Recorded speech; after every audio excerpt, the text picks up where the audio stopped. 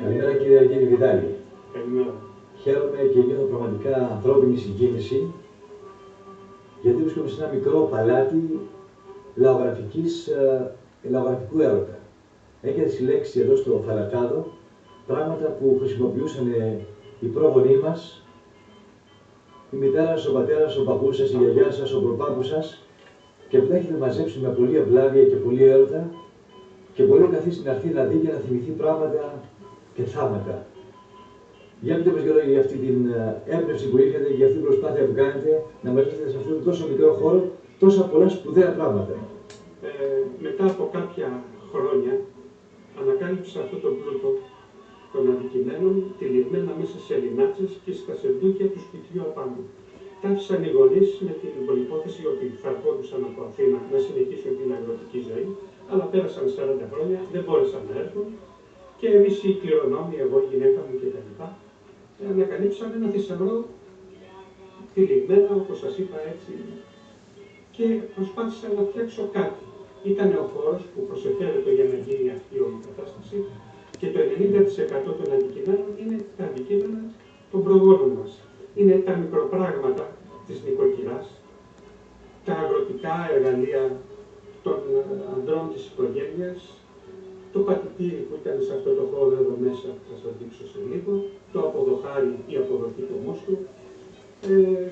Να σκεφτείτε παιχνίδια της εποχής, παίζανε τα κορίτσια από σταυρουδάκια από τις βαφτίσεις στα μαρτυρικά, μέχρι κούκλες παλιές, καραγκιόζιδες, παλιές φωτογραφίες, σγούρες, φεντώνες, τις στολές που φορούσαν στις γιορτές τις σχολικές, παλιές αναμνηστικές ευχητήριες κάρτες και όλα τα αντικείμενα που πριν το 1900 που προσεφέρεται για εργασία πηγαίνανε στην Κωνσταντινούπολη.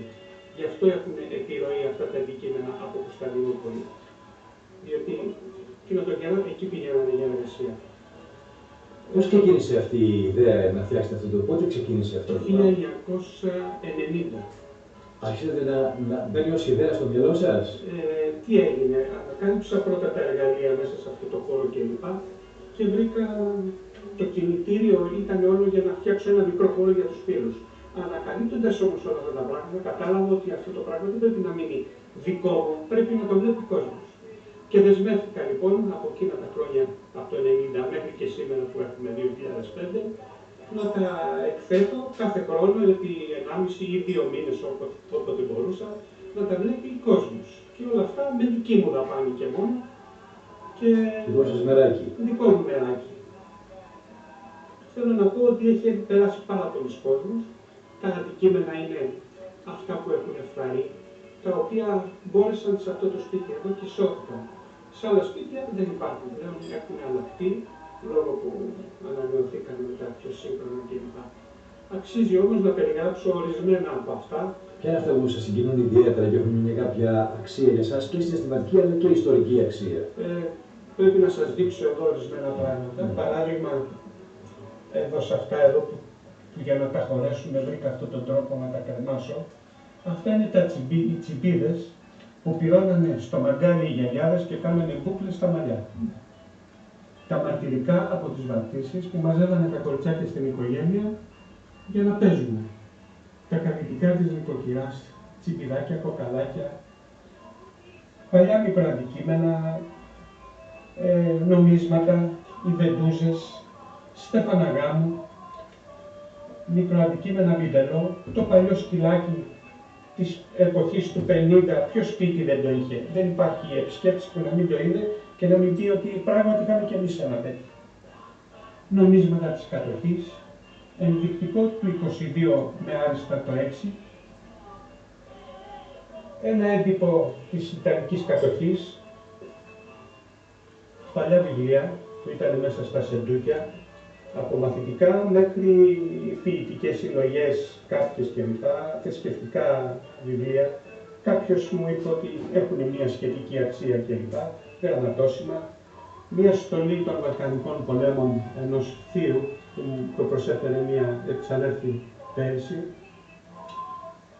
Τα μικροαντικείμενα, τα κουζινικά, με τις θήκες με τα κουταλάκια, μαστραπάδες, ο μήλος του καφέ, το βρυσάκι που πλενόμασταν, στο μπανάκι μας έκανε η μάνα μας στο μπάνιο μας, παλιές κλειδαριές από κατόγια, μέχρι ξύλινες που βρίσκεται κάτω, καντάρια, αγροτικά εργαλεία, τσεκούρια, δραπάνια, μπαντάδες, στα κέρατα αυτά εδώ που βλέπετε βάζανε το μπαρούφι και τα σκάλια, τα ζυγίζανε, για το παλιό όπλο το μπροστογένειο που είναι εδώ ψηλά, που ήταν του παππού της οικογένειας, το ξύλο που κοπανούσαν τα ρούχα στον αγκάδι για να πάρουν οξυγόνο και να καθαρίσουν, το βαρελάκι, αυτό εδώ με τη βέργα, είναι το καρβουρδιστήρι του καφέ που βάζανε στο τζάκι απάνω, πιθαρένιο. Το παλιό φανάρι, το παλιό πρόδρομο του ψυγείου, τα καζάνια που φτιάχνανε, τα μπακυρένια, όλα αυτά, τα μαγειρικά τους που βράζανε και τώρα εκεί φτιάχνανε σε αυτά εδώ. Ο χώρος αυτός ήταν το πατητήρι, πατούσαν τα σταφύλια, έβγαινε από την τρύπα αυτή ο μούστος και έμπαινε σε αυτό το χώρο κάτω που το λένε αποδοχάρι. Και μετά με ασκούς το έβγαζαν και το βάζαν στα βαρέλια. Αδράχτη που μαζεύει το νήμα, δοχείο νυχτός, τοπική ονομασία του το λένε αγιό, έτσι ακριβώς. Το διαμονητήριο του παππού της οικογένειας για την πόλη, για εργασία την εποχή εκείνη. Παλιά άλλα έντυπα, τα τρίγωνα από τα γάλατα, η σφεντόνα, το καμουτσίκι, καραγκιόζης, κούκλες, παιδικές, φυλακτά, τσαμπούνα, το λαγούτο, το βιολί, η ροκάνα που τη χρησιμοποιούσαν στα πανηγύρια και τη Μεγάλη Παρασκευή. Επίσης τα στιχάκια των κοριτσιών, αυτά τα ερωτικά που τα ανοίγανε 1, 2, 3 και απαντούσε το ένα στιχάκι στο προηγούμενο και το φτιάχνανε με συνοική μελάνη καλλιτεχνικά. Καλλιτεχνικά φτιάχνανε το κάθε τι. Επίσης αυτό το σακουλάκι με τα μανταλάκια το κάνανε τέχνη την εποχή εκείνη. Η Τίνος την εποχή του 1914 περίπου. Ιστορική φωτογραφία. Παλιές ευχητήριες κάρτες, αργυλέδες από Κωνσταντινούπολη ερχόμενοι μάλλον προφανώς, ήταν τα παλιά καφενεία ίσως. Εδώ είναι μια γωνιά που είναι αφιερωμένη στα επαγγέλματα του χωριού. Του ξυλουργού αυτή η γωνία, του ράφτη με τα σίδερα και τη μηχανή την παλιά της Ίγκερ της Χειρός, της Μοντίστρας. Εδώ είναι γωνιά του Κουρέα, του Μπαρντέρη η γωνιά. Μπορούσε ένας άνθρωπος να κάνει όλα αυτά τα επαγγέλματα. Και πράγματι υπήρχε ένας θείος μου εδώ που ήταν και ράφτης, ένας πολυτεχνίτης. Το σπίτι της. Η λατέρνα αυτή. Η λατέρνα είναι δικής μου κατασκευής, αφιερωμένη, γιατί τα χρόνια εκείνα είχα μάθει ότι ο παππούς μου έκανε αυτή τη δουλειά. Ας το πούμε, αν ήταν δουλειά. Την έπαιρνε και γυρίζανε τα χωριά και παίζανε. Τώρα τι θα πάμε να δούμε τώρα? Τώρα θα δούμε έναν χώρο εικαστικό με κατασκευές δικές μου, ζωγραφική και εμπνεύσεις προβληματισμού της ζωής, τα οποία ίσως να μην είχα τη δυνατότητα να τα εκφράσω με λόγο και τα έχω κατασκευάσει και φαίνονται στις κατασκευές μου. Με αληθινή συγκίνηση. Έτσι ακριβώς. Ευχαριστώ. Πραγματικά βρέθηκα σε αυτόν τον χώρο και αναβίωσα μήνες και εμένα στο μυαλό μου και συνήθηκα πάρα πολύ, γιατί αυτοί που μας γέννησαν ζούσαν με τόσο απλά και σπουδαία πράγματα για αυτούς και μεταβίβασαν σε εμάς μέσω αυτών αξίες και παραδόσεις. Να ξέρουμε τις ρίζες μας και την ισιωτική ταυτότητά μας. Άλλωστε και σε ένα έντυπο αυτό αναφέρομαστε. Και με ενδιαφέρει πολύ οι συνεχιστές της όλης υπόθεσης.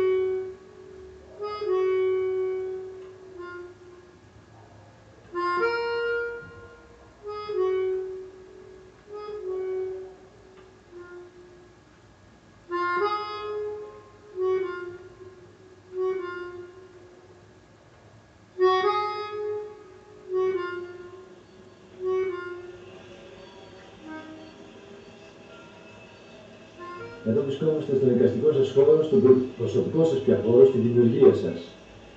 Κύριε Αργύρη Βιδάλη, εγώ δεν είμαι τεχνοκριτής, είμαι ένας απλός καθημερινός άνθρωπος. Θέλω να σας πω όμως ότι αν έλεγα κάποιο καλλιτέχνη και το εννοούσα έτσι με την μικρή μου αισθητική αντίληψη που έχω για τα πράγματα, θα έλεγα εσάς. Πραγματικά έχω μείνει μαγεμένος για αυτό το όνειρο και αυτή τη μαγεία που έχω ζήσει σε αυτό εδώ το δικό σας καταφύγιο. Πείτε μας λίγο για αυτό το καταφύγιο, για αυτές σας τις δημιουργίες. Αν και τα λόγια τα πολλά είναι φτώχεια που τα λέμε, γιατί το έργο του καλλιτέχνη δείχνει την αξία του και το μέγεθός του. Έτσι, ευχαριστώ πολύ για τα λόγια σας. Καλά. Αυτός ο χώρος έχει δημιουργηθεί πριν από πάρα πολλά χρόνια, σχεδόν 30-35 χρόνια. Δειλά. Εγώ απορώ και εξίσταμαι πότε σας έχουν πάρει χαμπάρι κάποιοι συλλέκτες εφάνταστοι, οι οποίοι θα κερδίζουν πολλά από εσάς. Από ό,τι πιστεύω εγώ, έτσι, με τη μικρή μου ταπεινή αντίληψη και άποψη. Ναι, είμαι απομονωμένος σε αυτό το χώρο εδώ. Ένας μοναχικός καβαλάρης. Μοναχικός καβαλάρης ακριβώς. Δεν μπόρεσα ποτέ να βγω παρά έξω. Δεν βρέθηκε ίσως από σύμπτωση κάποιος άνθρωπος που να ενδιαφερθεί και να προωθήσει την όλη δουλειά μου. Αυτά που θα δείτε, που θα σας περιγράψω, τις κατασκευές ζωγραφικές με διαφόρους επινοήσεις και τρόπους. Θέλετε να πείτε κάτι με αυτά. Ναι, θέλω να εκφράσω προβληματισμό. Αυτό που δεν μπορείτε να πείτε με λόγια, με ένα έργο. Θέλω να το πω με ένα έργο. Και τον πείτε είναι θαυμάσια. Έτσι ακριβώς. Αυτό, μια και βρισκόμαστε σε αυτό το χώρο, είναι ένα έργο μου που το φτιάξα φέτος το 2005. Είναι ο Αχιλλέας, όπως βλέπετε, στην εκκυλιοφτέρνα κάτω χαμηλά. Θα δείτε και το βέλος που σκοτώθηκε με αυτό.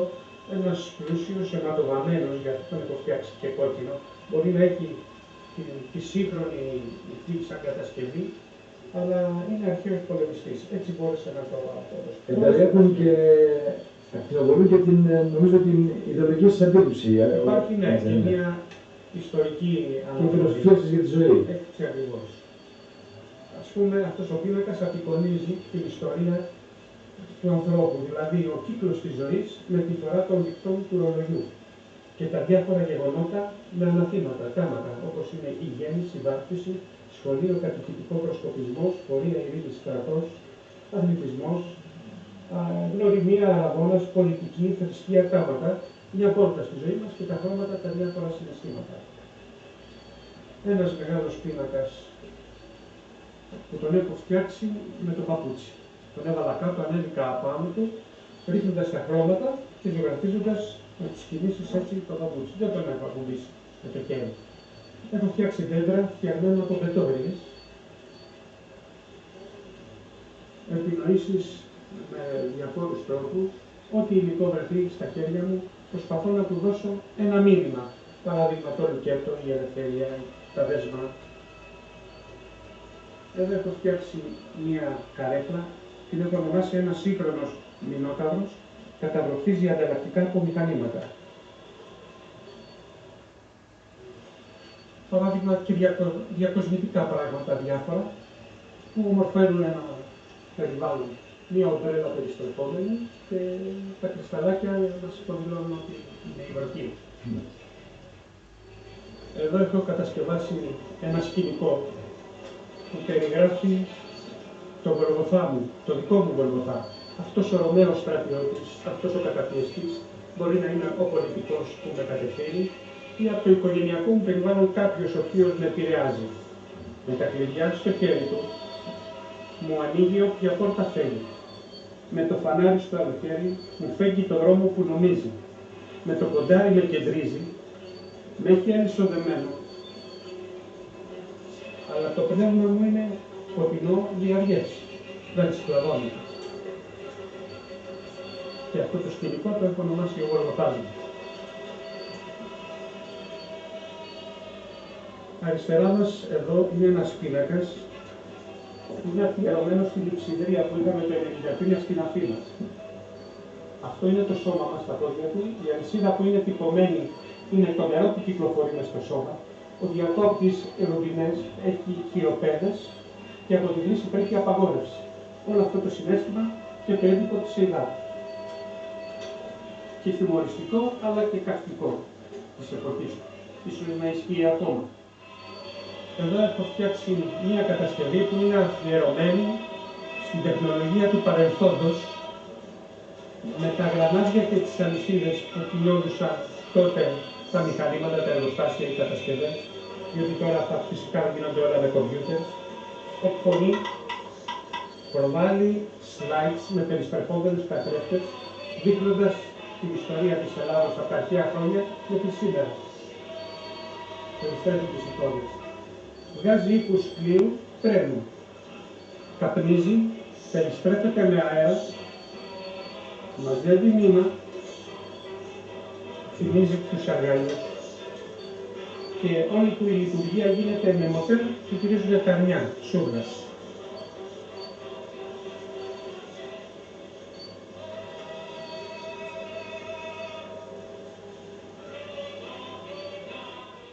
Μία κατασκευή εδώ πέρα που απευθύνεται στη βόληση του περιβάλλοντος. Η αρχαϊκού τύπου κολόνα από βολίσσοντας εννοεί ότι είναι Ελλάδα, με τον πιστόλι που βάφουμε έπιπλα, αυτοκίνητα, μολύνουμε την ατμόσφαιρα με τα σπρέι, μια περισπερχόμενη ομπρέλα, να προφυλαχθούμε από όλη αυτή την κατάσταση, τα μαύρα φωτισμένα σπίτια μας και οι 5 δίσκοι, 5 ήπειροι της γης. Η συμμετοχή της Ελλάδας στη μόλυνση του περιβάλλοντος. Ένα κάθισμα με ιστορική αναδρομή, πόδι παλαιολιθικό, πόδι βυζαντινό, νεοκλασικό. Μαδέρι οικοδομής, μοντέρνα ημικύκλια, αρχαϊκό έτομα. Ιστορία ενός καθίσματος. Εδώ στην παραλία αυτό το αστούριο. Αυτό το ξύλο κολυμπούσε στην παραλία, στην Παχιά Άμμο το 1992. Η μόνη επέμβαση που έκανε ήταν που έβαλα το κεφάλι της υγείας. Έτσι είναι το φυσικό, σαν απτερονίκη, σαν μπούστο γυναικός. Μινοϊκός θρόνος με διπλού πελεκή, μία καρέκλα. Η αδερφή του Μέγα Αλέξανδρου, η Γοργόνα.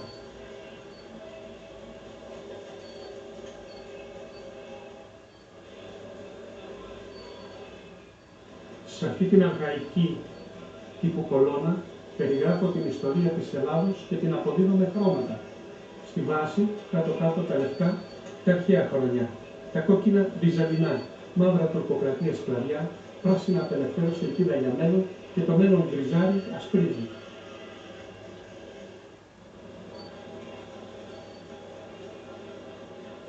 Ο δομός είναι αυτός εδώ, είναι αφιερωμένος σε 2 νέους. Σε έναν ρηχαίο αρματοδρόμο και σε ένα σύγχρονο μοτοσυκλετιστή, καθώς η ρόδα και η κάσκα είναι εξάρτημα και των 2.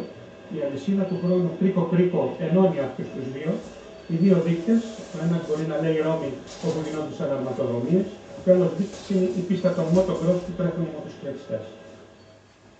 Μία κατασκευή από τα καρδιλατέρ των αυτοκινήτων, καπάκια μηχανής.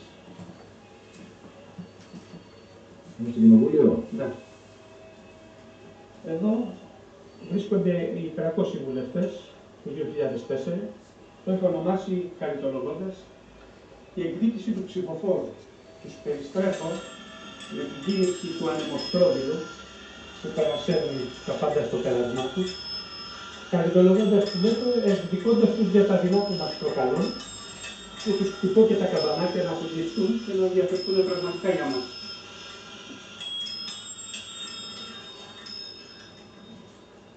Εδώ γίνεται μεγάλη ιστορία με τους επισκέπτες που γελάνε, γιατί είναι πολύ σατυρικό αυτό. Στο τούτο των πειρατών. Όλοι έχουμε διαβάσει κλασικά εικονογραφημένα όταν ήμασταν μικροί στην ηλικία. Όλος αυτός, όλη αυτή η επιρροή, σκέφτηκα να φτιάξω ένα σεντούκι. Το νησί των Θησαρών και τα λοιπά. Και άξιζε τον κόπο γιατί τροματίζει την όλη κατάσταση. Μία άλλη κατασκευή εδώ, κολλάζ, φωτογραφίες, η εργοδοσία που προηγεί τους υπαλλήλους της. Ο δικός μου τίτλος. Κάποιος άλλος μπορεί να βρει κάποιον άλλο τίτλο που τον εκπροσωπεί. Αυτός ο μεγάλος πίνακας το ονόμασα Confusion. Αυτός εδώ κάτω περιγράφω το ίντερνετ, το διαδίκτυο, όλα αυτά τα κύματα που μας διαπερνούν, οι συχνότητες, τα κινητά. Φαντάστηκα ότι είναι έτσι, αυτό το χάος, από την εποχή του κεριού που έχουμε φτάσει. Εδώ η περισπερχόμενη μπάλα, αυτή εδώ που βλέπουμε, είναι αφιερωμένη στο Euro 2004. Είδαμε το πρωτάθλημα και είναι και οι 11 παίκτες της Εθνικής και το καμπανάκι μας χτυπά να μας πει ότι ποια άλλα πράγματα μπορούν να μας ενώσουν και να γιορτάσουν και να πανηγυρίσουν εκτός από το ποδόσφαιρο. Ένας πίνακας, ένας σύγχρονος Οδυσσέας και οι Σιρήνες.